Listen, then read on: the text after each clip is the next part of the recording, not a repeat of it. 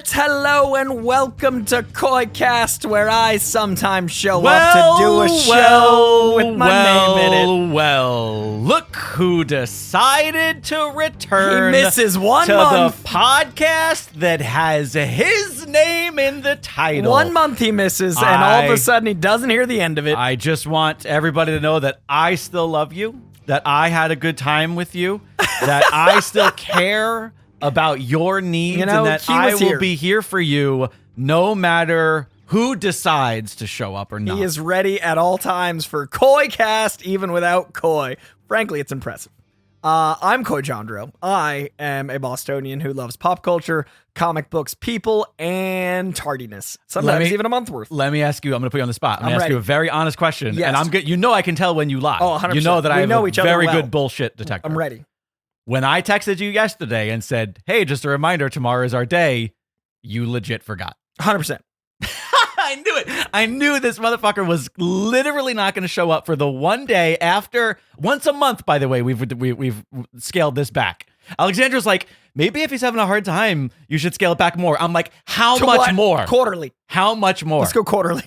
I moved stuff. I'm here. Yeah, you did. I did. And had I not sent that text message, I was here early. I would, and then early for the early. Usually I'm late. I would have been sitting here right now. And I would have been texting you like, so much. Hey, bud, let me know when you can. And I'd have been like, ooh. When you're on your way. And I probably would have moved stuff on the day and then just been an hour late. But instead, no, that was a good text. I was key. Now I'm back on schedule. I knew it. Now I'm back on track. It was the way that you responded that made me go, he forgot. The panic. Yeah, it was. Wonder what it was. It was the like, oh, yeah, and this is also going to happen. Yeah. And that too, as well. Yeah, no, we, Juliana, my sister's in town, and we still got our hike in, which was the plan for today. There were a few other plans today that were scrapped, but I'm here. We were on time, and it's a whirlwind. I'm trying to keep up. The world's a lot. The strike I would try to give you credit on behalf of the listeners for saying, like, listen, he forgot 2 months in a row, but he's blowing off his family today. Yes. I would try to do that. I appreciate that. But I know for a fact she's pleased to not have to deal with you directly for these few hours that we record. It's peace for so her. It's kind of a gift. Yeah, no, it's a gift for her. You don't punch in the mouth. It's what you do. So yeah, we are back. Since we've been away. I've been here. We're not back. Well, you got to gallivant around the world. It's just, in this case, you got to do some work first. That is my job that I didn't do. A little bit. And I want to know how it was, man. And I went to Comic-Con, so we both had big things. Yes, we'll do, mine is less interesting than yours is. I doubt that it's Scotland. As far as, like, the context of this podcast is concerned. It was very hard coming back to America from the UK. Every time I leave, I struggle. It's very clear that Alexandra and I are better suited for United Kingdom living. Everything about that place made us happier than here. People complain about the food. I had no problems. I did have 2 really terrible meals while I was there. But out of a week, 3 meals a day, that's a pretty good. It's not great ratio. I mean, listen, and one of them I blame on my ordering. Okay, so it's like 1.5. Well, that's not bad. That's not a bad ratio. Okay. But it was just gorgeous. Yeah, we flew into London. I think, if I'm not mistaken, we pulled a Koi in Rome. Didn't you tell me that you did like 2 decades in Rome on foot that day? Oh yeah, it was insane. We did 22 miles in one day. Isn't that the best? We were like, you know what? Yeah, we couldn't take taxis and cabs and Ubers, why? And we could take the tube, but then you see a tunnel. Yeah. So we just decided to walk. Drive by cool stuff instead of walking by cool stuff and seeing it. So to go to the Shakespeare. So yeah, we were staying right by St. Paul's Cathedral. So we were in central London, which was convenient because we only had a day there, really. Sure. And we pretty much walked. We crossed the River Thames like 3 times to just go back and forth all the way up and down it. We walked from St. Paul's, where we were staying, all the way. We crossed the river, went to the Shakespeare Globe. We walked all the way down to Tower of London, past the Tower Bridge. Yeah, we did all the major bridges. All the bridges. We went from there all the way to Westminster down to the palace. That's impressive. We walked and the entire time zigzagging, so it's not even a straight line because we were like, well, let's go look at this thing. Yeah. So the entire time we were just like looking at the maps that are all over, which are really helpful and handy, as well as just on our phone, be like, well, now what do you want to go see? Yeah. And man, is it gorgeous. I felt out of place until I found Soho, and then I felt like I figured out London for me. Really? Like I didn't have a problem with London or London people or anything. I just felt like an outsider, and then I found Soho, and I was like, oh, I love this London. And I've never felt like that traveling. Where, Interesting. Well, they had me in Piccadilly Circus, and they had me like everyone seemed like an accountant. Everybody was in suits, Yes. and I just felt very like, oh, this weird carny that lives here. Yeah, like, that's. I mean, that's like South Manhattan. Like, yeah, that's there's like a certain weird pockets I spot, just feel weird in. So I had a weird thing with London, then I found Soho, and I was like, oh, it's like Guy Ritchie London. Like I Right, felt like yeah. I belonged when I found it, but So- I had an interesting time in London. You would have probably liked where we stayed, because we stayed. Alexandra was explaining like, 15 years ago, we wouldn't be in this. Like, this was like an old shady part of town that's been kind of gentrified, and we Yeah. stayed in this hotel that was this like just this house from, I don't know, hundreds of years ago. I don't know. And they've turned it into a bar on the basement or in the subfloor, and then a hotel that just has these like 5 rooms that are all like really unique, like cast iron tub in the middle of the room, kind of like old, awesome. sounds It's like my called jam. Fox and Anchor. Highly suggest staying at Fox and Anchor if you're ever staying in London. But it's in an area where it's right across from this big fresh market that like is the place that's open from like 4 a.m. to 8 a.m. Like Okay. it's one of those places where it's like where all of the restaurants go. And have you seen season 2 of The Bear? It's Remember that. when they wake up early and they go to the place? Like it's that You place. were there. Yeah. We'll talk about the bear on this week's We Patreon played in pod. that like really cool part of town, which was nice because even though there was like it was a little desolate in that area, there were no tourists where we were staying. We would walk Nice. to where the tourists were. That was also an issue I think I had because I was in Yeah. Piccadilly and it was just tourists Yeah. and people that I Oh don't my know. I just God. felt out of place. I was so shocked at how many people are still smoking. Oh, isn't it crazy leaving America and like you see the world I like think it was in also the 80s and 90s? leaving LA too. Yeah, LA is so not a smoking place. It was- I never see smokers here. So when I go anywhere, It was there's 2 things that we were not expecting to see so much of in London was smokers and joggers. Yeah. And sometimes at the same time. which is impressive. They're just also, if you're going to jog in London, like, I don't know, maybe don't. There's certain areas where there's like just tourists and people are jogging and they're like trying to get through the crowd and they're being kind of shitty about it. And I'm Yeah. like, maybe pick a different route. Sorry, you know Don't where be you are. upset that I have come to see the biggest thing there is to see in London, Yeah. the Tower of London, or I'm whatever. sorry, I'm looking at Big Ben. Right. Excuse me. Yeah, so that was weird. But anyways, London was fucking gorgeous. In Scotland? And then we took a train up to Scotland. Cool. And it was another one of those things where it's like too quick of a trip. How long was the unfortunately. train? It's like a 4-hour train ride from awesome. that's just to Edinburgh specifically. There's Scotland starts before then, Sure, but we went up. Edinburgh is on the pretty much on the line of the Highlands and the Lowlands. Edinburgh, the city itself, is without a doubt the most beautiful city I have ever seen.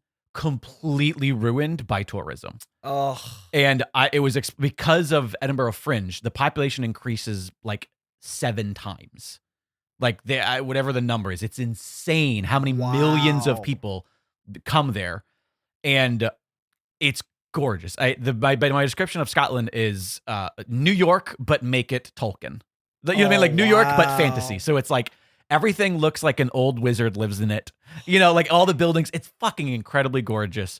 But there's so many people in the major parts of town Yeah. that it's not dissimilar to being at Disneyland. So you're waiting in line. You've got Just trying to go. You can't casually go grab food at a pub sure. because you have to make a reservation because there's so many people.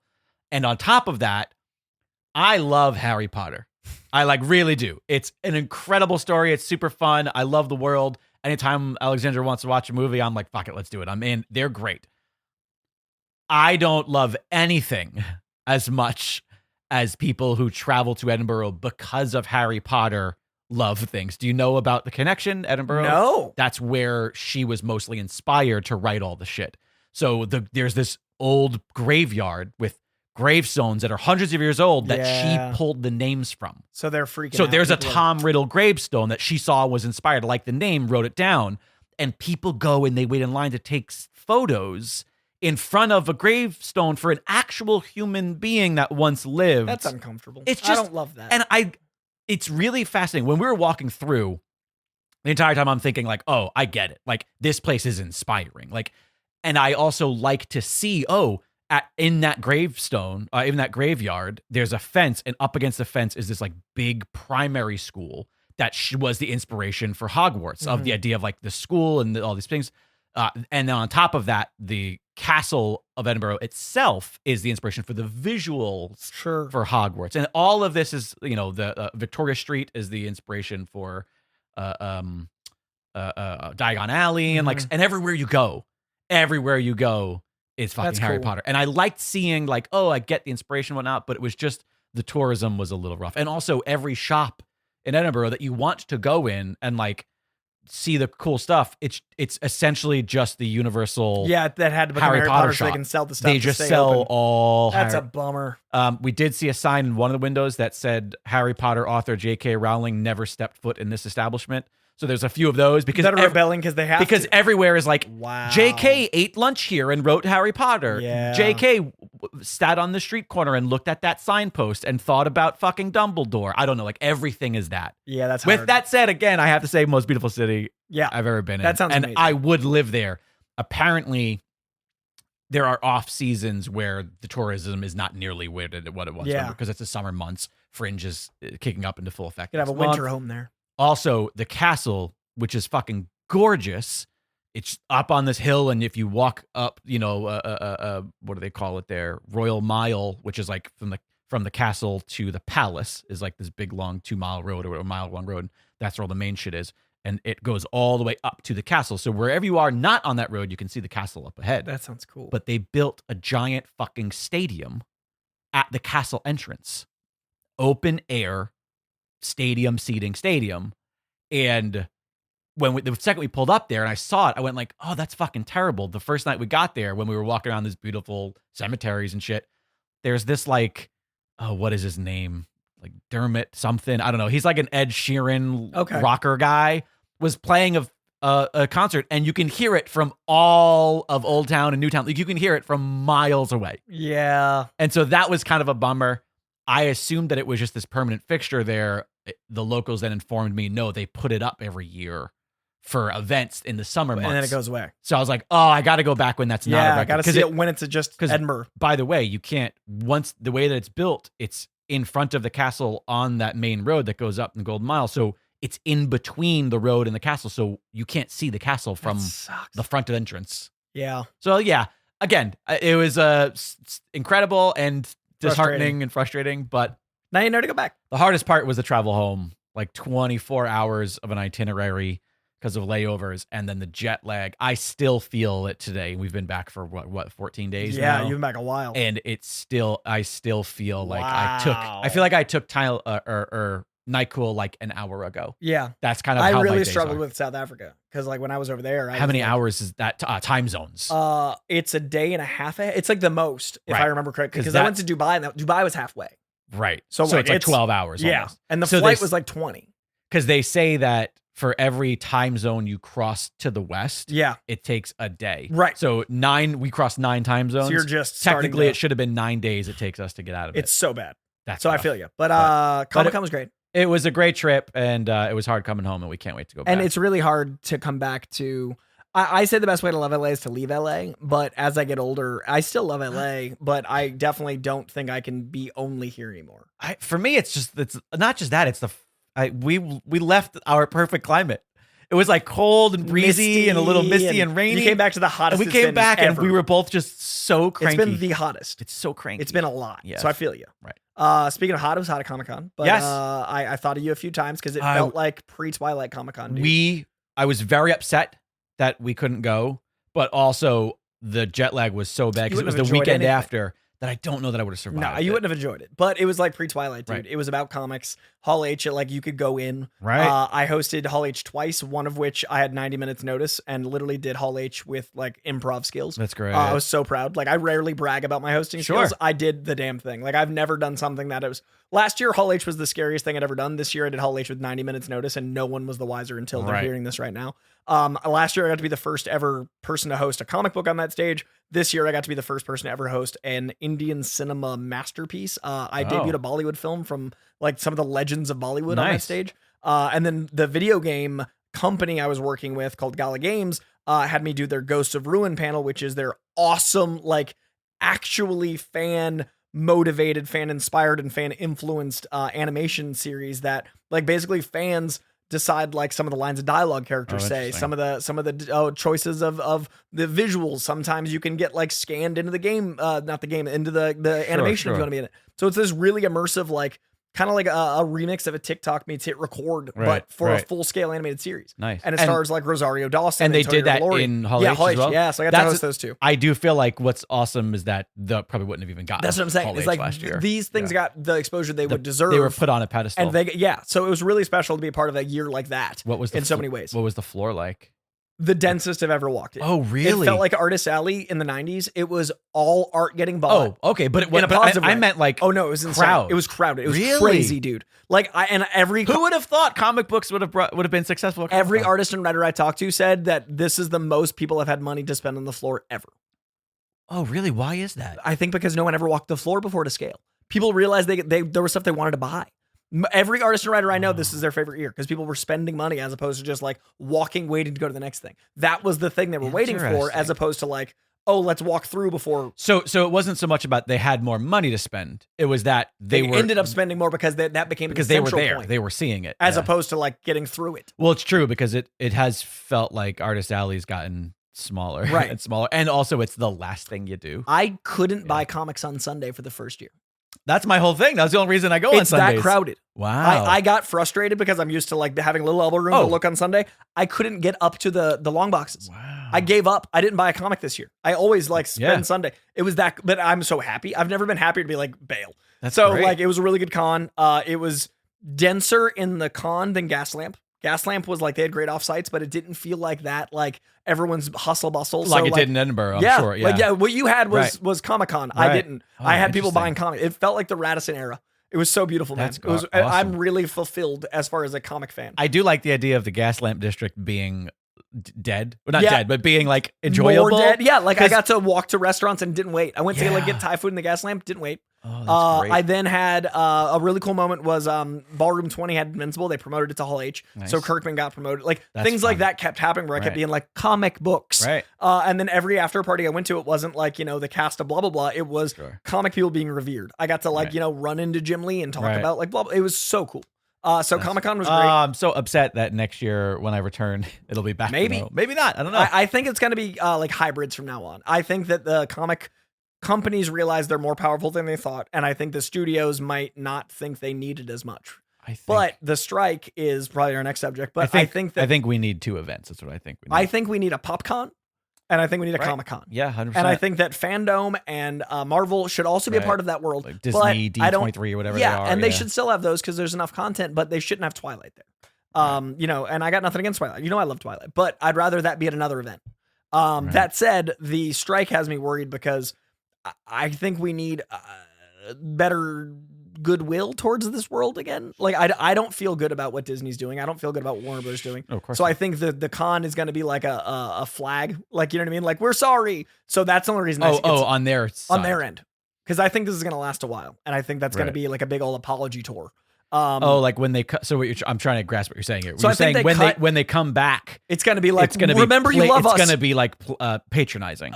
It could be. Interesting. And I honestly think that the studios have done so much like lighting stuff on fire the last few months that they need to like come back with a tail between their legs, kind of like remember why you love us. Right. Between like Marvel putting out so much, content that is uneven, and then Bob Iger's quotes that are being like spread like wildfire. They need Kevin Feige is what I'm saying. Like they need him to do a Hall H and be like, remember why this is something you love. We love it too. It doesn't feel like they love it too right now. You want to know what they also need to do? Is they also need to attempt to be flag bearers in what the unions are asking for. Right. Because that would also, I mean, if you really, like, honestly, if you really want to position yourselves as the top company, Disney, be the first to say, the ones to say like, hey, you know what? We're going to back out of the AMPTP. Yep. I always forget the order of those initials. And pull the A24 or whatever and be like, yeah, you know what? Sure. We'll I mean, they're not going to because it's the biggest corporation. Because the only movie I got to promote this, like I got to talk about A24's Talk to Me because I could. Right. But I haven't talked about the two movies that I was the most excited for this year back to back. Right. Like there's movies I'm more excited for, but those two, I can't talk about them. Right. And like might or might not have adored them.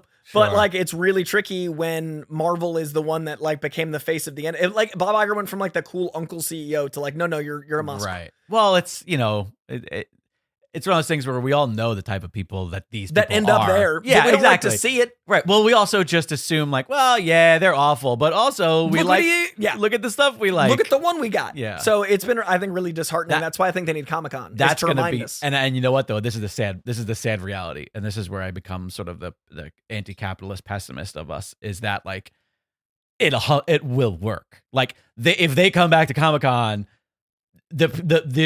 our peers who are just, fellow fanboys and girls are just going to be like, yeah, we love this shit. We don't care. Last year was rough. Or they're just going to be like, yeah, feed us all the fun art that we like and the characters we like, saying the things that we like and looking the way we like them to look. And at the end of the day, like, it's not actually going to affect, like, they're going to get the big, great PR that they don't deserve, but want when they inevitably return and say, but I honestly think that this strike won't end unless changes are like, I feels too strong. I would not be surprised if we don't see this last through the fall season. Oh, I think we're Q1 ending this. I think this is a really. I think it's lasting. No, I go longer than that.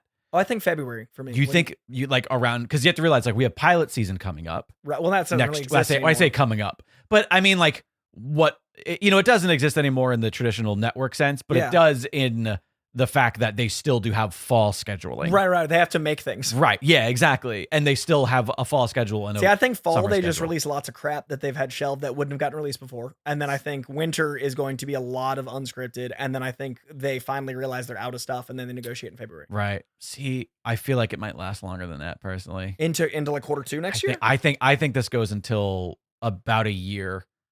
Good God, I thought I was being pessimistic. I just can't. There's no movement right now. Right. And they're already hemorrhaging. Yeah.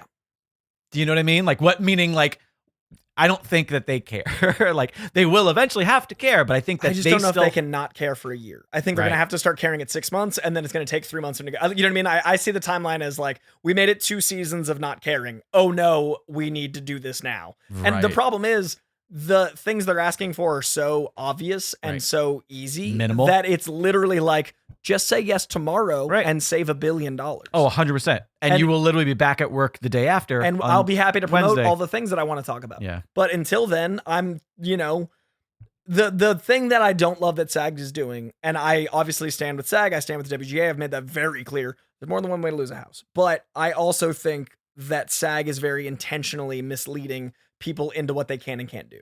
Like they've got a different podcast versus influencer versus journalist. Sure. Well, let's talk about none of that has anything with YouTube. They literally know the biggest marketing thing is YouTube, and there's not a single parameter of what YouTube's allowed to do. Well, let's talk about that because you're non-union. Yeah, I was in SAG. I'm a non-member. Sure, now. but you're non-union. Yep. You're not an actor, right? Promoting projects that you are in, right? Which is prohibited by the strike rules. Correct. Okay. Why can't you promote a new movie that would be, because I know it's like if it is struck or would have been struck is the rules. But like even old material, I'm not supposed to talk about because influencers aren't supposed to say anything organically or paid if they ever want to join the union again. So they're threatening reapplication because that's the question I'm asking is like at the end of the day, why do I care? What is it? Well, not just mention that. Why do they care? You're not a member. No, you're not literally, member. if I'm ever going to be SAG again, I can't say anything.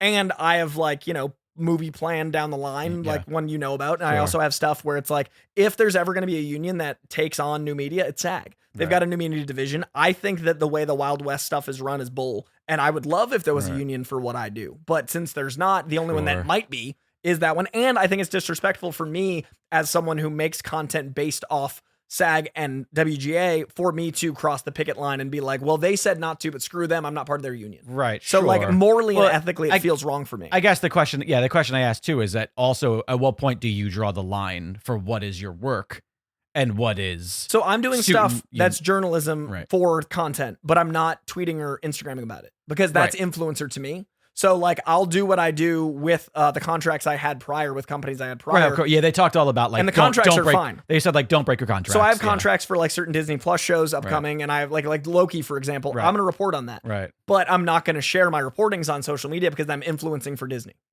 Interesting. And like influencers are not supposed to do anything, but journalists can. So I consider, journalism what I do on YouTube, but I consider sharing it influencing. So it's a weird line. And also, they didn't specify. and you even just said, I consider. Exactly. Which means and they didn't spell out what it is. It's all arbitrary. And like, I feel like what I'm doing is the line I have to walk, but they could tell me. And I've sent so many emails and I've tried. So that's the only thing I'm upset with SAG with. If like they knew this was going to be this big of a problem, and it feels like they're being intentionally obtuse to make us not know how to handle this. Sure, but it is also uncharted territory. Oh, it's all a brand new frontier. But they knew the strike was coming 6 months ago. Yeah, they could have had some things written down. Yeah, but I guess also the question is at that point is who is making those rules, right? But they know that YouTube is the number one source of ad revenue. They know that we literally cover trailers to do blankety blank, and that's their entire marketing scheme. Or they wouldn't hire influencers to pay them $20,000 to pay a post. Right? Like they knew that. So I think they're being intentionally obtuse with what the job I have is. Right. But I respect what the actors are striking for. Sure, so my Twitter's never been quieter. My Instagram is blissfully silent. Yeah. But it's really hard to I'm sorry. Your ex has never been quieter. Oh, right. My ex, which is appropriate right now. It is my ex social media. Yeah, it's a weird time, man. And the whole like social media of it all, like Twitter's on fire again in a new way. Right. Instagram is like barely usable and like all the numbers are down. TikTok has become like everyone writing scab if you even like talk about a word. Like it's so angry. But that's also just people that don't know what the fuck. Yeah, and also that's just like the very typical kind of. And now I know I sound like a fucking Republican, but it's like the mob mentality of like the virtue signaling. Weird tribalism that happens on the internet where it's just people desperate to be a part of something and to seem virtuous. But meanwhile they're doing it on an app owned by some fucking evil corporate billionaire who, by the way, takes advantage of unions and doesn't, you know what I mean? Like, are you enjoying your spyware while you're writing scab on your TikTok? Yeah, or like, commenting on Twitter owned by fucking a guy who gutted a company and banned them from unionizing software development. Like it's all just everybody is very, very perfect to themselves. Yeah, even I just said what I am doing. Like it's what I'm finding the virtue in. So it's insane, man. It's we had like those unprecedented times all throughout lockdown. This feels like a new wave of like late stage capitalism, unprecedented times. Like there's a lot on fire right now. Yeah, Alexandra's a big fan of late stage capitalism deteriorating. We talk about it all the time. And like to connect the two dots when we were in fucking Edinburgh, man. So, people, if you listen, you've probably heard ads on this program for Good Work, the other unfortunately short-lived podcast that I was doing with James Mastriani and Matt Newell about union work and about, the labor rights and labor movements. I'm obviously pretty anti-capitalist. And we were there in Edinburgh, statues of Adam Smith as godfather of the free market. And this person that like free market capitalists point to as like, everything that he wrote about the wealth of a nation. Yeah. Right. And this statue stands in this giant town square on this Golden Mile that is 90% gift shops, all selling the exact same wholesale items that aren't from Edinburgh, that are like cheap imported items. When I tell you, they're all exactly the same. No matter which one you go into, they all have the exact same items. None of them, and this isn't me being racist, don't at me, bro. None of them are owned by like Scots or by like locals. They're all owned by, I'm going to assume immigrants that have come into the country and like that's what they've decided. That's how they're going to make their money, and good for them. Exploit the fucking system, but it's not like, and there's just an irony to that just free like market didn't work. Yeah, or what they think it did is it's essentially pulling money and interest out of what is this beautiful city. Land. Because it's just that whole entire strip. Like every now and then there's a shop, because we were so excited to go walk around because it's so gorgeous. And every now and then there's this awesome little shop where it's like, oh, this small artist or this like little oddity shop. But I'm not exaggerating when I say maybe 39 out of 40 stores are just like a store that you could buy whatever it is online. That's such or a on shame. Amazon, or they're all exactly the same, where there's like a version of thistle, which is like the official plant of Edinburgh, Scotland, where it's like, it's some pun on thistle, or thistle me this, or I don't know, whatever the puns are, and they're all exactly the same. But anyways, it's the same thing. Late stage capitalism is occurring in the film industry. because of how much money is at stake for these fucking executives. Yeah. That, by the way, they wouldn't notice if it was They would different. not notice. That's the thing that kills me is it's like less than 1% when you look at the macro. It's a lot of money on a piece of paper. Right. Not in their percentage. Right. But on the piece of paper. And I think they're you looking don't at get the rich. next 20 years, not the next 5 years. Right. That's the issue is I think that they know this is a problem that can be solved now, but they don't want to let the AI reins go. Right. They don't want to let a slip happen and actually people get living wages. I talked a little bit on the episode 2 weeks ago, the one I did by myself, about Flash losing so much money. 200 million or 150 million. Yeah. And it had a $200 million marketing budget. Yeah. And on top of the already however many millions of dollars it cost to make the movie.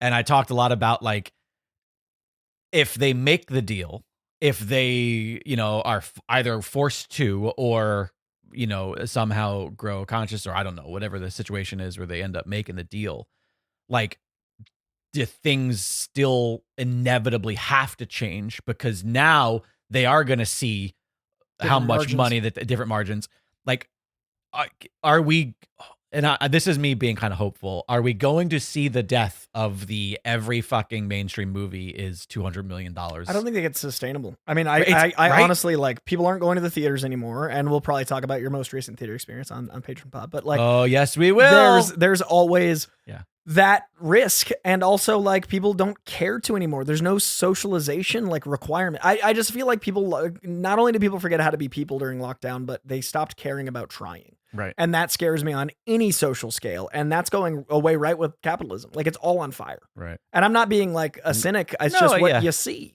Yeah. I don't know. I feel like Alexandra and I like looking through movies and watching a bunch of old stuff. And every time we revisit a movie that was a financial success, but a critical misfire or just like a run of the mill movie. Yeah. I always think to myself, like, yeah, like they don't, like, this doesn't exist anymore. Like I remember going and seeing X, Y, and Z in a movie theater. Yeah. Or at least like waiting for it to come out on DVD and then immediately renting it or whatever. Yeah. Or buying it, and then like, I feel like that just doesn't exist anymore. That like middle of the road. Yeah. We made, a low budget movie that had this big star in it. And that was where the whole budget went, was to pay for this person to be in the movie. And the rest of the cast is all, and we took a risk, and here we are. And then, and they made money. Right. Because they didn't cost $150 million to make and then an additional $50 million to advertise. Yeah. They only cost $20 million. Right. And then advertising. And look, it eked out 50 and it profited. Think about like, and I know that it's become a long way since Kevin Smith's, prominent movie period, but like I remember being on set for Zach and Miri and talking with people about budgeting, because I didn't understand at that point like how movies and budgets worked and stuff like that. And hearing about how like, oh no, like if you're a decent name and you have a decent name connected, like $25 million is what you get to make a movie. Yeah. That was like, that sort of was like for a while, that was the catch-all, $25 million. And the reason for that is because any more and it's a little bit too risky, and any less, and you're not gonna be able to pay your stars, and you're not gonna be able to have the, the and that'd be needed. 50 now. And that's insane. Like, and that's not a budget. That's just that's to make it. That's a bare, like, that's not even. I can't think of a movie that's not like a brutal indie. When I mean indie, like a legit indie. Yeah. That has a budget of $25 million. Like, I think Zach and Miri was. I think it was a 26. Since I can talk about it, 4.5 million's all Talk to Me cost Yeah. to make, and it made 10 this weekend. Done. 10. Look at that. Look at that. Now you're in the black. Business Look at you go. I'm begging everybody, if you're and curious, they paid their people because it's A24. You know what? If you're curious about the behind the scenes of making a movie and about budgeting and about like where independent film is, God, I can't get it out. I am begging. That's what I was looking for. Begging you to read Like Brothers, the Duplass brothers book, where they talk all about how they made a little crappy, no budget movie that was way better than the first movie they made that had a big budget, where they weren't able to play and be creative because they had to make their days, and ended up never releasing that movie because it was so bad to them. Yeah. They never released it. And then they made a crappy movie with three of their friends and it cost them $5,000, whatever it was. You know what I mean? Like, yeah. And then they had a career. I always point to Deadpool, man. I think Deadpool's one of the best of that scale. That's like last. You got to look at the macro. I feel like that's the last of them. Right. Yeah. But like how much was that? 45. Right. And it was supposed to be like for a superhero movie. That's what I'm saying. Look at the macro. Look at what we talk about in the show. Yeah. And it did that. And it made $800 million. Yeah. Anyway, we can complain all day, and I'm worried all day, but let's get to some of you guys. You guys are the co-hosts of this show, so let's hear from the hotline, lovelies. It's been a little bit since I've heard your voices. Hey, Coy. Hey, Jake. This is Gilbert up in the Bay Area. And Jake asked us to call in and talk about how upset we were that you didn't show up last month, Coy. But I'll be honest, it wasn't terrible. It was pretty good. I mean, maybe we can get more Hoycast from now on. I mean, on a serious note, I'm just teasing.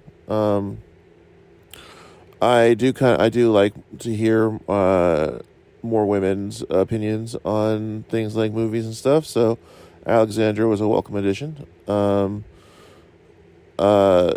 yeah, that I just want to say I really enjoyed last month.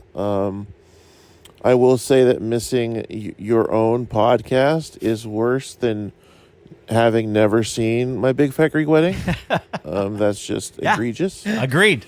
But again, I'm just teasing. No, but I guess my question for you is with the strike. I know it's hard to talk about movies and stuff that or promote them because of the SAG rules and the WGA rules, but I was wondering if what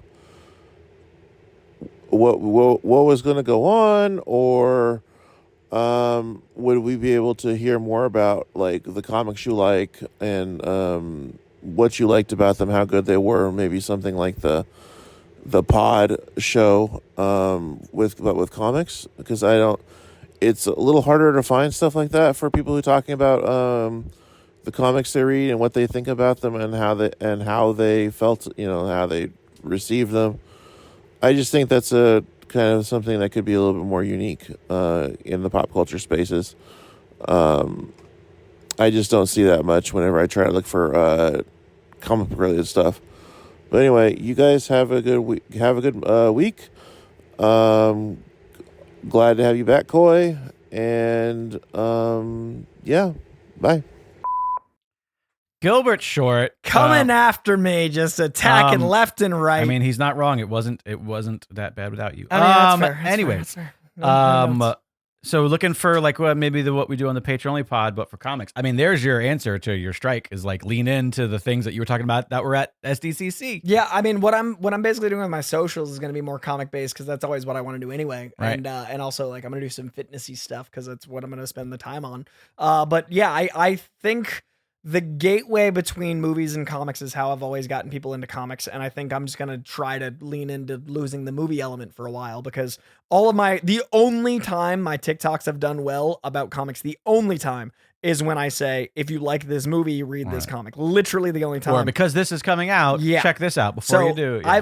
I read 70 comics a week some weeks, and I recommend a top 9, and those videos get dozens of views. And it takes me, literally 30 hours of reading, but I don't also want to fall behind on comics. So it's like, well, if I'm already reading them, I might as well talk about them. But literally they get maybe 100 views. It's abysmal.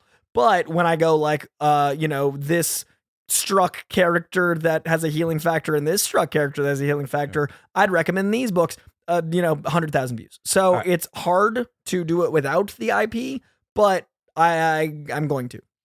All right, I'll be this guy. Okay. If you went on down to House of Secrets and you were like, hey, I want to talk about this comic, and 100 people stopped to watch your talk about it, you would be like, this was insane. 100%. That's totally real. I don't know, and this isn't me dogging on it. I just, based on the photo, like, did 100 people show up to the panel at Comic-Con for like rejects?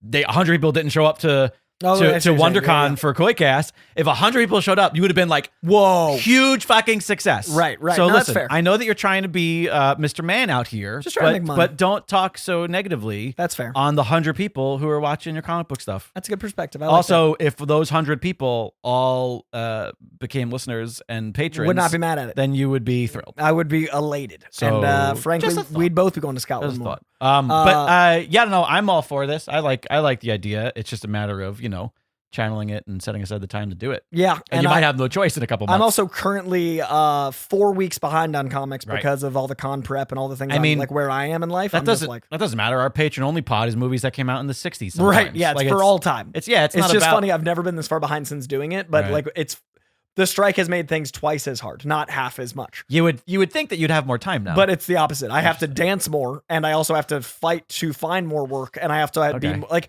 when you have a rhythm and you're talking about the stuff coming out, it's surprisingly a lot easier than like hunting the work and also like prepping. Like, for example, I'm going to Boston Comic Con next week.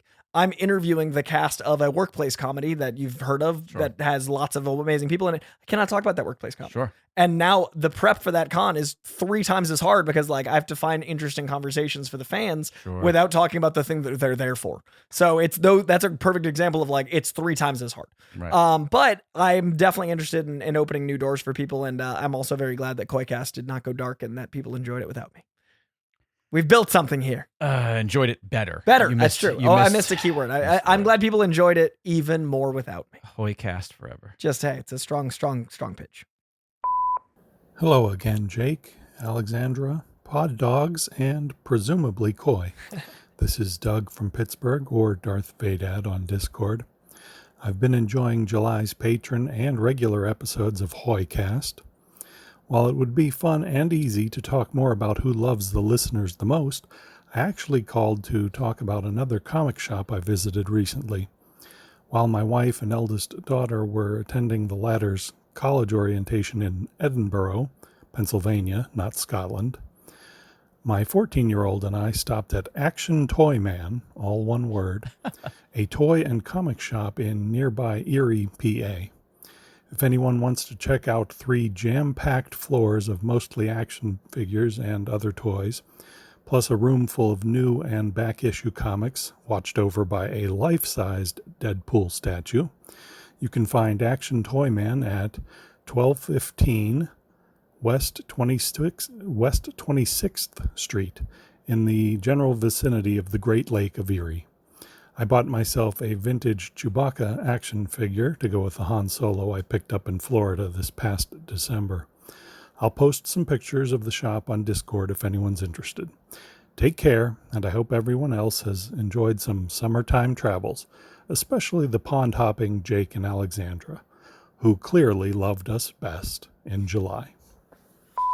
Darth Vadad, Doug, that was splendid. Yeah, show some love to Action Toy Man, which is, by the way, a great name. I really love that. That's very like Last Action Hero. I can like picture the vibe. Action Toy Man. So he sent us some photos. I definitely urge you to post these photos in Discord, Darth. There's a photo of the statue of Deadpool, which is fantastic. But I'm realizing in this photo that I don't know that Darth we've ever seen a photo of him. Oh, I've never seen Darth Vadad. So, I don't think. Darth, you sent this photo. I don't know whether this is you in the image pointing at Deadpool with, by the way, double finger guns. That's the only way you take a photo. Obviously. But I'm looking at it and I'm like, wait a minute, I have a face now. I've realized this entire time. Well, I've seen him with the mask. I've seen him in the videos. On the YouTube, he's got the Vader he's wearing mask. A Darth Vader so I don't know what he looks like. I just know his Vader persona. I mean, very handsome. Excellent work, Vadad. And Excellent double finger guns. Respect. Oh, I see, because Deadpool's got double finger guns. Well, I know the exact statue. He's got a single finger gun. Okay. It's the big like 8-footer, right? Yeah. Well, yeah. I mean, you could. Yeah. I mean, maybe 6 and some change. Okay, it's a big guy. But it's big guy, but it's gorgeous. Yeah. This shop looks super fun, and I love any shop that is multi-floored because you know that they put some shit into it. Yeah. You know the adventure of it. And you got time. I love a store that takes time. Yeah. Where it's like, oh, every little room's gonna be a little something different. Bet they don't have a lot of stuff that's in bulk in every shop and the same on every floor. Bet they don't. All right, you want to take one more hotline before we? Let's do one more. Yeah, and then we'll get some cards in us.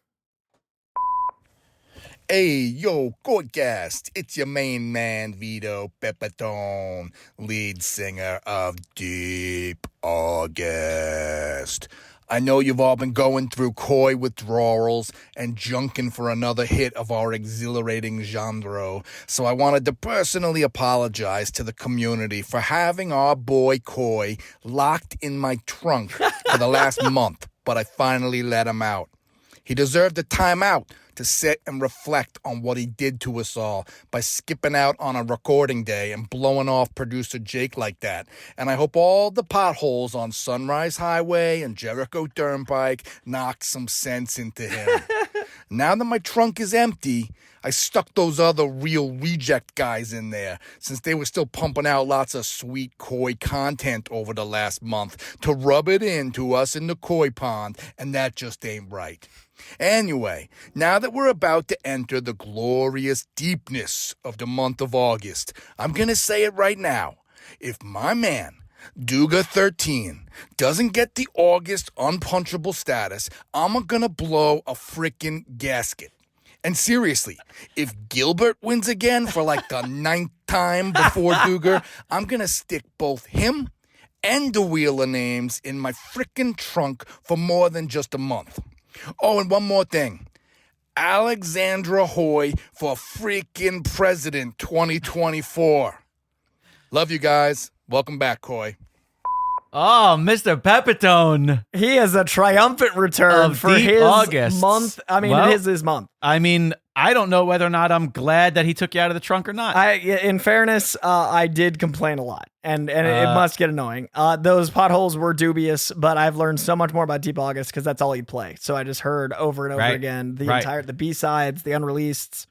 What an experience! I definitely I'm torn on Alexandra Hoy for president 2024 because I just don't feel like I'm going to be an aid to her campaign. You know, like I don't want that kind of pressure for myself. It seems like a lot to be the first man. But she'd be good. She'd be great. Also, for the record, I don't know if you are actually a Real Rejects follower, but I did, in fact, miss the season finale of Secret Invasion as well. And with just as much non-notice, I actually fell asleep and missed the entirety of the season finale because it airs at midnight and I passed out. Okay, it's not exactly the same as missing your A whole one month? recording day No, for an no. entire month, but it does bring me some joy. I wanted to give you that. Brings me a little bit and of it's within joy. the same month. I've literally Yes. never missed this Yeah. or that. I missed them both the same month. So when I said I'm overbooked and I'm doing 3 times as much to chase things, I'm still missing stuff too. So killing it. Well, there you have it. It's not like it's your podcast and your name is on it and you can do whatever you want. It's a weird choice I made. Speaking of him dying for his boy Duger 13. I think it's about that time. I was going to say cards first, but let's find out who it is. Yes, it is time to pick our deep August gift horse. unpunchable gift horse of the month. If you're not sure what this is, well, welcome to the program. Head on over to patreon.com/koicast. Become a patron, more specifically, become a gift horse tier patron. And each and every month you are entered into this here contest, of which we put every eligible name into this website, wheelofnames.com, not a sponsor. And we spin it at random. It selects us a gift horse for the month. That person wins a free item of your choosing from the shop over at dragonshop.com. Some brand new hats in there, by the way. And you also get to select something for us to watch and review over on the Patreon only pod. Before we spin it to find out who the August gift horse is, we should specify the fantastic reign of July unpunchable gift horse, Craig Arrogant Desperado B. Never explains to me the name. I still want explanations. I do like it though. Behind the name. Craig It's bold. Arrogant Desperado B. I like to think the more I look at it, his name is Craig B, and Arrogant Desperado should be in quotes. Right. It should be like a fighter's nickname. I've seen that name on socials. I never understood it then either. Well, Craig picked a very fun movie for us to watch. Coy doesn't know what it is yet. I'm gonna tell him before when we Like record right now? our Patreon. No. We'll Okay. save it because it's one of those movies that I've seen like 5 times because it's like a weird comedy. Oh, it's one of the Yeah. No, I don't think so. Okay, I'm excited. I don't think so. In any case, good job, Craig. We appreciate you. And without further ado, let's pick the August 2023 Ooh, the new hats are nice. unpunchable gift horse of the month is, he's going to be so pissed. Is it Gilbert Short? No way. Gilbert Short, the August unpunchable gift horse of the month. Oh man, Pepitone is coming for you. Pepitone, it's dark times. I will say Gilbert has the best luck when it comes he to this really does. specific and you endeavor. Hear that spin. I It don't is know whether or not completely out of our hands. I don't know whether or not They don't hear the spin. But that's okay. We do. We hear the spin. But I was going to say, I don't know whether or not Gilbert plays Lotto. But he should. But if it was a lotto of just people in the Patreon, you could still win a few $1 million. You should play it. You should play it. Congrats, it's Gilbert. impressive. And I look forward to seeing what it is you're going to pick for us. I'm ready for Deep August to be even deeper. I'm ready. I'm intrigued.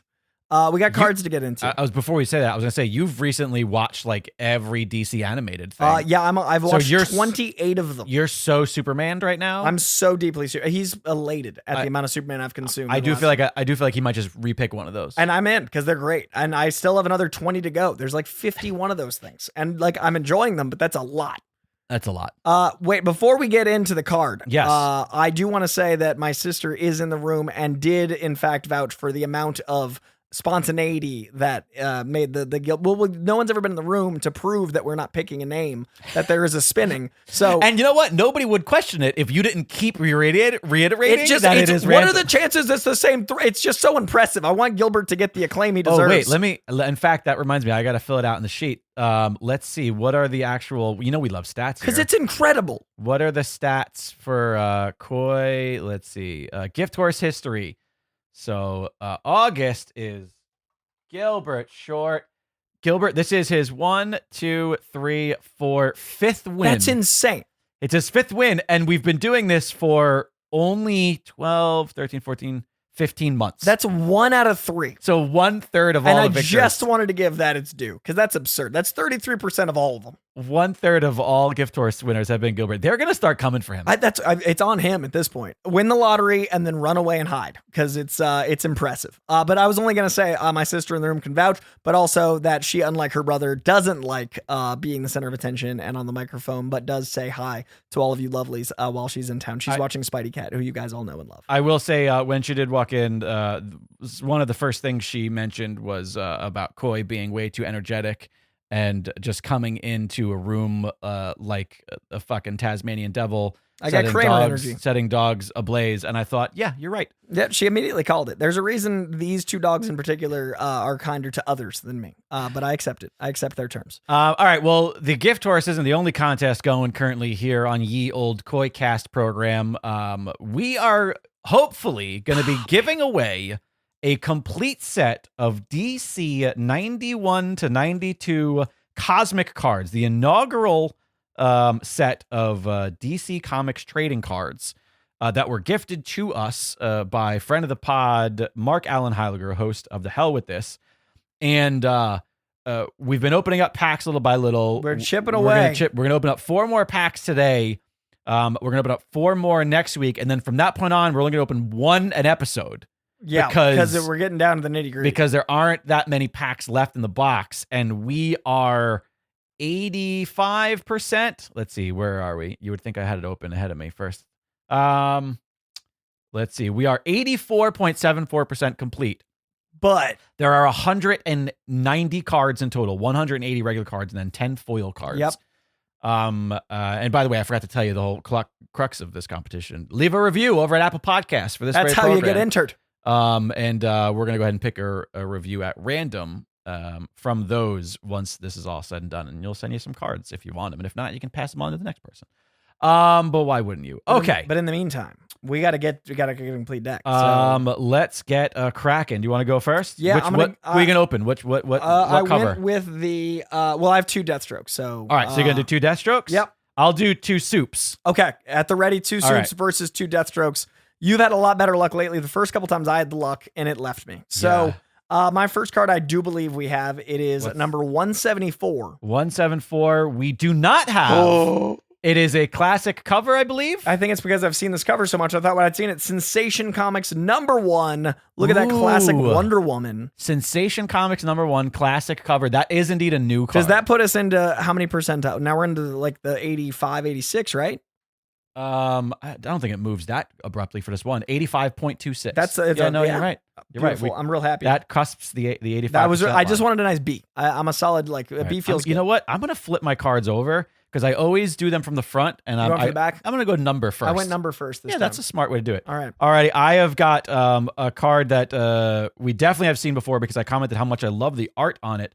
Card number 72, Ragman. Oh, that kind of yeah. creepy, almost like image, Like him. which is like, yeah, this is getting into the 90s art It's style. of a time. But yeah, that we definitely have Ragman already. Number 18, I don't think we have. I don't recognize this.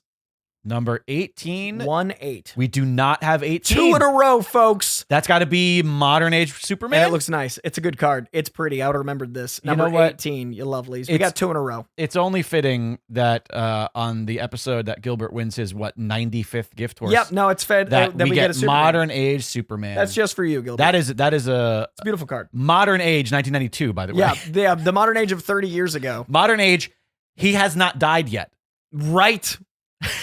Nor has he come back multiple times. As multiple as people. energy, as yep. All All right. right, you're separating the news from Yep. the duplicate. So far, right? just news though. Wait, where did I get a new one first too? You've only done 1 card. Okay, good, thank you. Got you. Oh, I told you that jet lag is Yeah, still I was like, lingering. I'm like, we're at 1, but it's okay. We're keeping up. Alrighty, we've gotten this one already.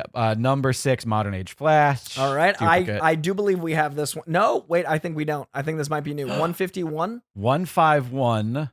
We have 3 new ones in a row, maybe. Let's see. 151. We don't have. 3 new ones in a row. That is part of our like iconic battles or This something. is a moment. This is Great Battles Millennium. I'm gonna Millennium Card A. yeah, Millennium Card A. That's 3 in a row. That's crazy. The reason why you feel like maybe we've gotten that one before is because we have 3 copies of Card B already. Oh, that's it. Okay, because the number was real close. But yeah, 151 is my least favorite alcohol that I used to consume too much. Bacardi 151 proof. Oh, booze. okay. I was like, you never said the Bacardi part, and I was No. like, there's just a beer called 151. Well, no, it's a Or a 151 proof, and it's many blackouts. Many blackouts. We've definitely got this card because I remember commenting on the name being hilarious. Desad. Just sad. Desad. He's very sad to see another duplicate. I got a character that I quite enjoy, but I don't think we have. I think this might be 4 in a row. This Another is crazy. 133. Wait, let me see. 133. We don't have. This is statistically impossible. I Oh got my 4 god! in a row. This late in the game, by That's the way. insane. Calaback's one of my favorite characters. He's a new Calabac? god. Yeah. He's the new god. So you just read about him in Yeah. Let me see the photo You'd recognize him. because I just finished. That's a not Mr. just, Miracle but right Mr. there. Miracle. Remember him? Oh yeah. Yeah. I did. Calabac. That's what I always thought it was Calabac. Calabac. Guys, 4 cards in a row. He is so like a He-Man character. 100%. He's definitely from that era of 4 cards in a row. I'm just vibing here. 133 Kalibak. Oh, maybe you have to say it like what's it like the Kalima from Kalibak. Kalibak. All right, Kalibak goes up here because he's new. Let's see what else I got. Oh, another dupe. Card number 115, Black Racer. All right. Who just so happens to be a skier who's black, who they've named Black Racer. I feel like DC was learning some stuff. I think against all odds, You got another one. a 5th new card. No way. I think No way. because I love this character. Do we have Gnort 117? No fucking way. 5 new cards out of 10. Half this deck is new. We are into the 90 percentile, aren't we? 117. Wait, Oh. what's the name? Gnort. Spell it. G''Nort. I don't know this character. He is a Green Lantern that Oh. looks like a dog with a mustache, Right. Yes, which yes, is why yes. I love him. I've seen this. Gnort. Guys, we're in the 90. Are we not? We're like what, 80, 87.37. My math's also decent. I was like 87, 88. We're approaching 90% Listen, because of these 5 cards in a row. that Boston suburb school you went to. I did learn the maths. How far away from Boston did you actually grow up? About 40 minutes. I'm surprised people from Boston proper don't yell at you when you say you're from Boston. Oh, it depends. It depends. I'm going to own that. But I also... You start the show with, I'm a Bostonian. I'm a 40 minutes from Bostonian. who Well, loves it's the end of the pop green line. So it's the T, Right, like right. that's what Last helps. step, last stop. Last stop, which counts. And also, for the record, people from Western Mass that are 4 hours out say they're from Boston. That's true. So I think when they hear 40 minutes, That's like, fair. oh, that's nice. At Yeah, least yeah. you knew Boston. I get like, it. And when I go to Boston next week, I will actually stay in Boston. So I It's- think they get some like, It's my Long Island to Yeah. to Manhattan. 'Cause you're People from Long People like, Island. you're from New York? And I'm like, ish. yeah, Yeah. I don't live in Amherst. I'm like, I'm from the state. I'm not from, I don't fly into Hartford and say I'm from Boston. Alrighty, what do you got? I think. Oh, wait, I didn't It's just your say, turn. I'm sorry, because I didn't say that. I got another duplicate. Dr. Polaris, one of the 57 doctors. That doctor. I think we have this one. Okay. 39. 39 is another new one. We didn't have Bronze Tiger? Guys, 6 new cards. We are now at 89%.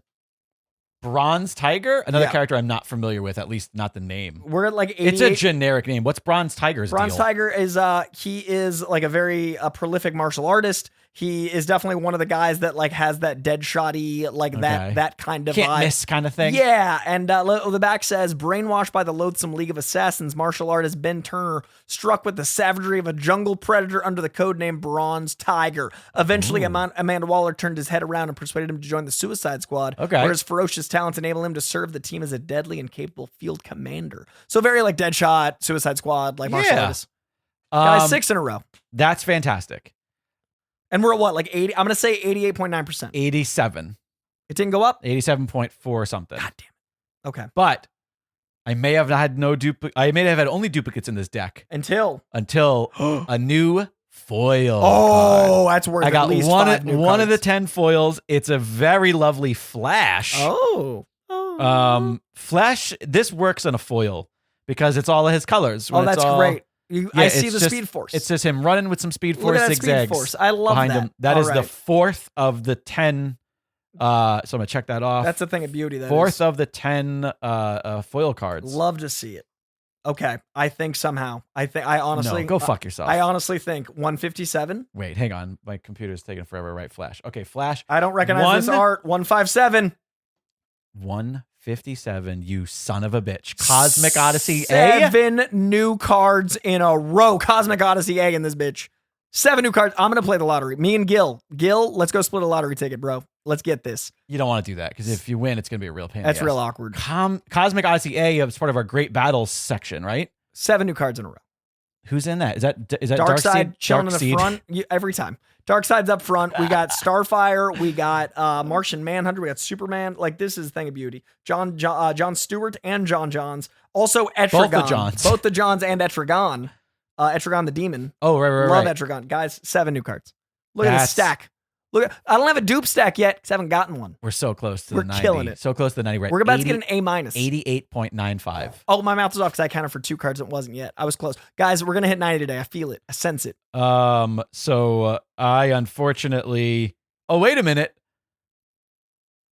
You know, if only it happened in a slightly different order. I got the card that you got earlier Oh. of Millennium A. But it's a dupe, but not but it's too a dupe new. now.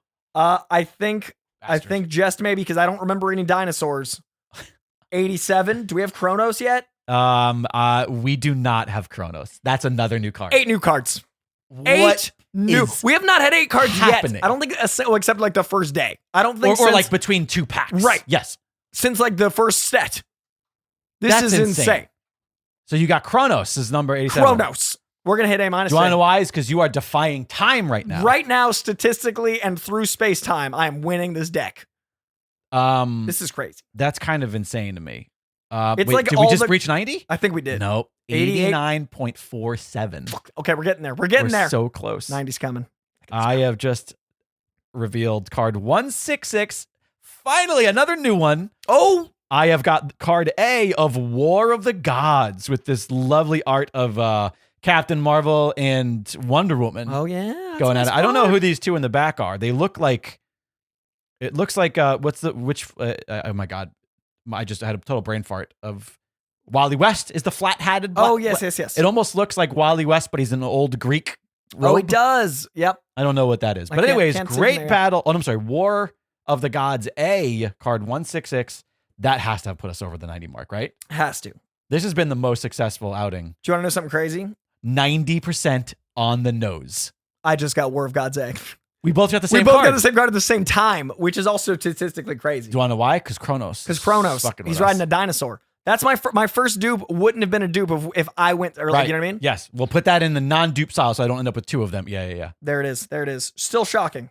That's impressive. You're never going to guess. New one. Had we both done them in the same order, Kronos. I just What got the Kronos. shit? So we both got Kronos and War of Gods. This factory A. did not shuffle I mean, we picked 2 random out of a giant out of whole a deck. that's been shuffled 25 is times crazy. already because we've been looking at the packets. Yeah, and shit. you had Superman. I went Deathstroke. Crazy. Okay, I think this one's new. I really do because I don't remember this art. 25, Golden Age Lex Luthor.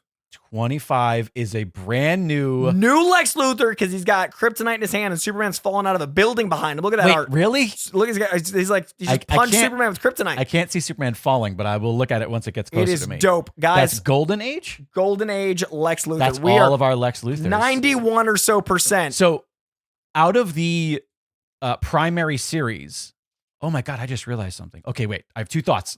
I'm going to come back to I just realized something. Okay. First, I'm going to say out of the set cards 1 through 30, which are the golden, silver, modern couplets of 3. Okay. We are only missing Golden Age Blue Beetle at card 1. Oh, wait a minute. No, wait. Didn't we get that? Wait, hang on a second. Did I accidentally uncheck something? Check the tape. Hold up. Let me look at the deck here. No, we are missing.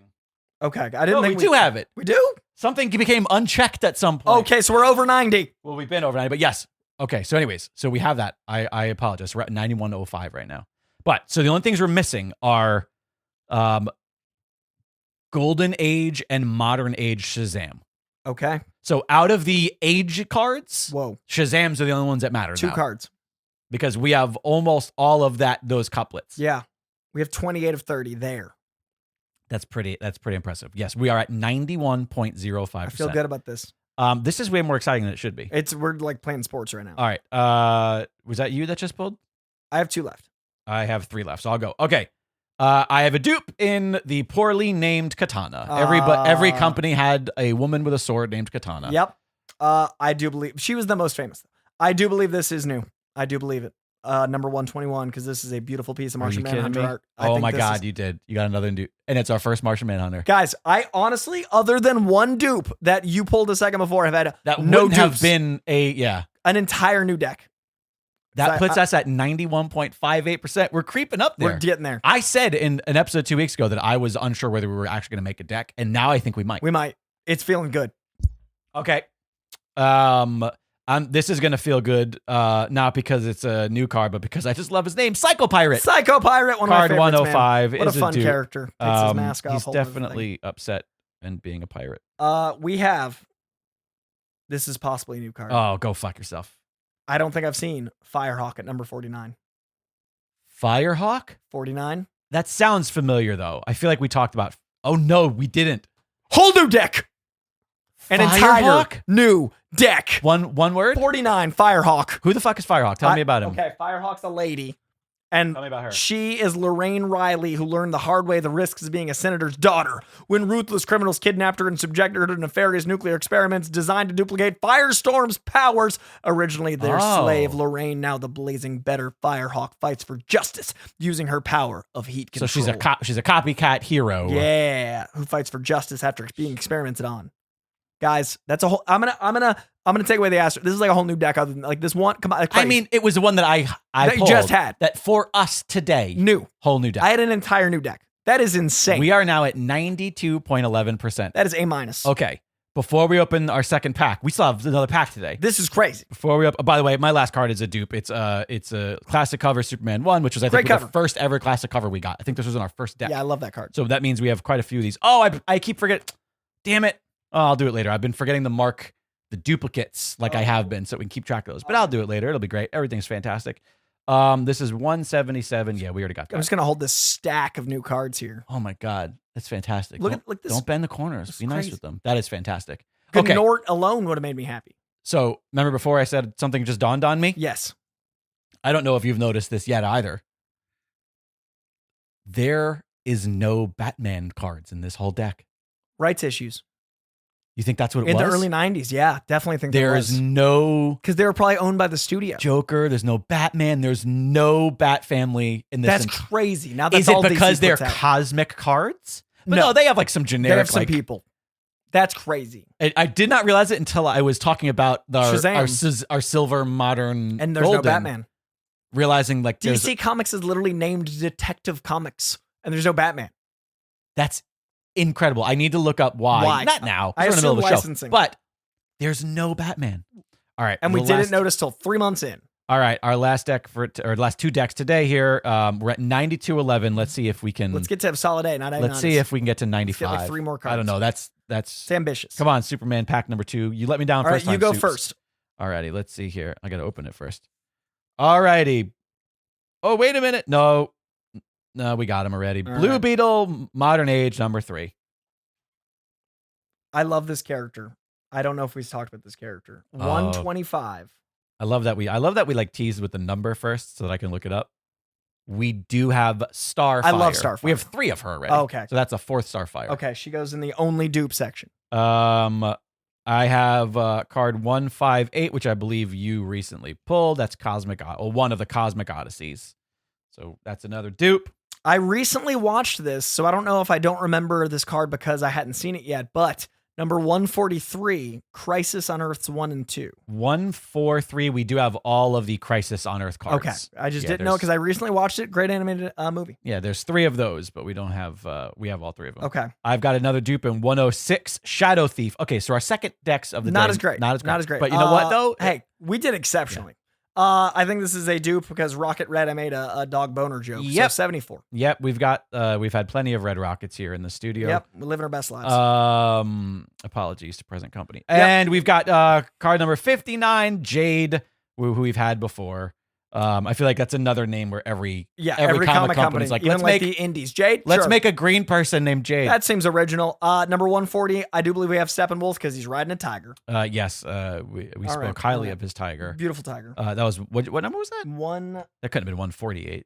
140. Oh, 140. Yes. Okay, there he is. I see it. We have the ever popular, as portrayed by John Krasinski, Goldface. Yes. Who Good old Goldface. We've definitely gotten before. This might be new only because I don't remember. It's very cheeky, this outfit. Oh, no. It's the Silk Spectre one. Yep. Number 70. We've talked about We did.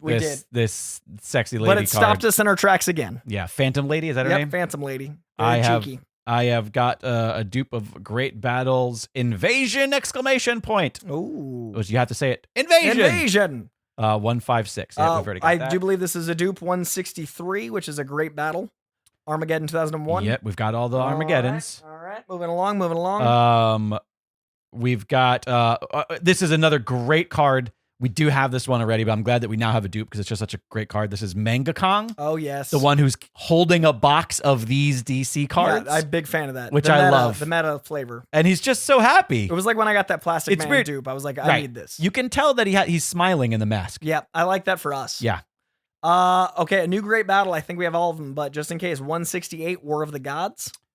We do have that one, yes. Oh, bummer. Okay. Yeah, I think we're only missing...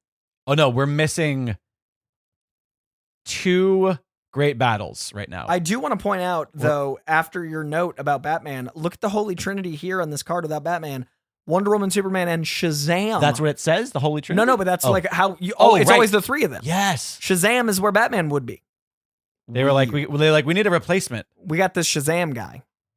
As far as Great Battles are concerned, Okay. the only cards that we are missing for Great Battles are Crisis on Infinite Earth C, CK. Millennium C, and that's it. So 2 C's. So we're missing 2 Great Battle cards. We're also only missing 1 classic cover. I don't know what it is. I was able to decide what those 2 were based because on of AB. the list. Got it. But we have not been looking at the checklist. We're missing. No, we have not looked at cards 179 and 80, which are the checklist cards. And I also just got one. So we don't know what things are. All right, I've got card 81. I do believe we've spoken about Black Manta before. Yes, we have. I think this one's new. Okay. I think it is. I love this character, and I don't remember this art. 96? 96 is not new. That's Gorilla God Grodd. damn it, I love Gorilla Grodd. I don't remember this art, but he's got a great little headpiece on. Did you just call him Gorilla Grodd? We're homies like that. Okay. Gorod. Gorod. Did you combine his names? I did. I have a dupe in Silver Age Cheetah, which we've got quite a few of. I've got a dupe in 180, the checklist card. Yep. All right. Oh, wait a minute. Did I just get the classic cover we were missing? Oh, no, I thought we did. We were missing 172. I got 171. All-Star Comics number 3. I think we have this one because his name is funny. Yuga-Khan, 141. Oh, yeah. We've got quite a so many Yuga-Khans. Aricia? Oh, we talked about this character. I recognize the character with the short hair. Yep. Yeah, I know we got this one because it's from the first 30 at Silver Age Wonder Woman number 20. Yep. And my last card in this deck is Monarch card 100. All right, my last card is who we've Granny got. Goodness 132. I know we got her. Yep. Yeah, we do. All right. You know what? Unsuccessful Second round wasn't. but wasn't you know as what nice. though? Still statistically impressive. We're at 92.11. Amazing. And that Amazing. includes the foil cards, by the way. Yeah, we're killing it. We're killing it. Outstanding. All right, give me the new ones. New cards. Give me the new ones so then I can organize and put them with the new Gnort cards. right on top where he belongs. Boom. Okay. We're going to wrap out of here, you lovelies. We did it. We'll be back next week with a very special episode. Not because my sister's going to be on it, because she's staring at me, hoping I don't say that she will, and she's not gonna be peer pressured. Next week is special because it is the Letterboxd episode, and you know how much Jake and I love our statistics and love our discussions. You know what? I'm going to get you excited for it right now. Oh, Keep talking. because he's doing some things, and it looks like there's paperwork. And it looks like, oh, look at this. The man has made lifetime stats, and he did it before. So we can compare. Because what's the point of just reading what our stats are Yep. if we don't know where we've come? This is beautiful. So I have made a very brief printout of what our stats were the last time we did this episode. And you can look back. Oh, that's So that amazing. we can contrast to compare to last year's July. to last July, how our lifetime has changed because of Wow. our last year. Also, highest rated stars. This is gonna be great. All right, tune in next week as I'm shocked by these numbers all over again. So we'll be doing Letterboxd goodness, and we will see you for a very special halfway through the year, plus a little episode of Letterboxd. Please do rate and review at Apple Podcasts. That's how you have a chance of winning this 92% completed deck of cards, because today was a whirlwind of card goodness. Check out koicast.com for merch. We got shirts, we got mugs, we got masks, we got new hats. I actually looked it up while we were talking, and they are dope hats, both dad style, which is my cup of tea, as well as flat brim. So we got a lot of goodness coming at you. Check out the social media posts we do not currently post a lot of because of the world, but Twitter, Instagram, etc. You're not on Instagram? No, it's not Twitter no more. Oh, excuse me. I was like, yeah, you're on both. I follow you. It's X now. Please follow us on X. Can I say, listen, I know that we're wrapping up. We don't have to get in a whole separate conversation, but I realized yesterday I'm legitimately grieving Twitter. Oh. When that X appeared on my phone. Feels weird. When that X appeared on my phone, I noticed that my mood had shifted all day, and I was trying to figure out why I was a little weird. And I'm like, shit, I legit am grieving, because this is a place that's been a staple for 15 years. Wow. Of the way that we operate in our day-to-day lives, especially as culture nerds. Yeah. And the fact that it's just not that anymore, it's legitimately kind of sad. And to the me. site is not. It's awful. It's awful. Absolutely awful. I have replaced Threads with where Twitter was on my phone in hopes to try to engage more Muscle with Threads. memory. Yeah. Yeah. It's not great. But it's just different. And I'm sad. It's sad.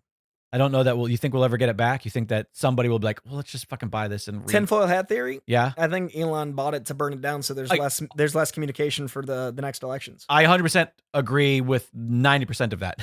I accept your terms. 60% of the time it works, 100% of the time. But I do think that ultimately he does still want to sell it. And Right. as long as the company still owns the rights, whatever the I don't know how that works, but they still own the rights to the name Twitter. Sure. Even if they're not using it, whoever does attempt to buy it will hopefully reinstate, because it's the most valuable part of it. Right, but the name. Communication is so integral to a working democracy, which I don't think that billionaires want. So I think it was bought to burn us down. Yeah, we'll see. So we'll see. Either way, on that note, tune in next week. Hunt us down on X and Instagram and everywhere else. In 2 weeks, we'll be back for more Koicast, but hunt us down at Koijandro and at Jake Lloyd Bacon. Use hashtag Koicast, which works for now over on X.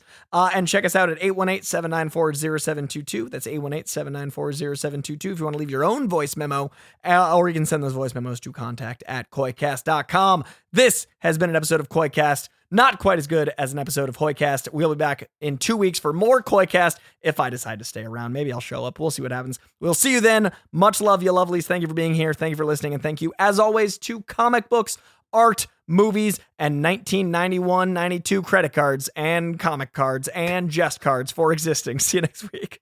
Hey, everybody. I am sitting down with two dear friends of mine. They are both men with three names, Mark Allen Heiliger and Chad Philip Peter. What's going on, guys? Not too much. I'm really glad you pronounced my name correctly. Did I? I nailed it. It's a tough one. I get a lot of Highlanders and Heeligers. Ooh, although admittedly Highlander would not be too shabby. You know, there can be only one. In any case, I know you two because you are both working industry professionals. I mean, of course, when I say industry, I mean film and television. Yeah. And you guys have a podcast on this very podcast network all about film. Called The Hell With This. What makes The Hell With This different from every other movie podcast on the internet? Well, we are a couple of working professionals in film and TV, so we use our film and TV powers to dissect each of the films that we watch. And do you guys watch the entire movie on each episode? No, nobody has time for that. No. We give you the trailer for the movie, gives you a chance to go watch the movie if you haven't seen it already. You come back and we finish the discussion afterwards. And are these like mainstream big blockbuster movies that everybody's talking about? No, sometimes it's movies you haven't heard of. It's either a movie that Mark or I have brought along to usually present to the other who hasn't seen it. But not always. Sometimes we just want to spread our love for a particular movie. Well, that sounds fantastic. I share your love. How do people listen? You can find us at thehellwiththis.com. Go to iTunes or Stitcher. You can find us anywhere podcasts are found.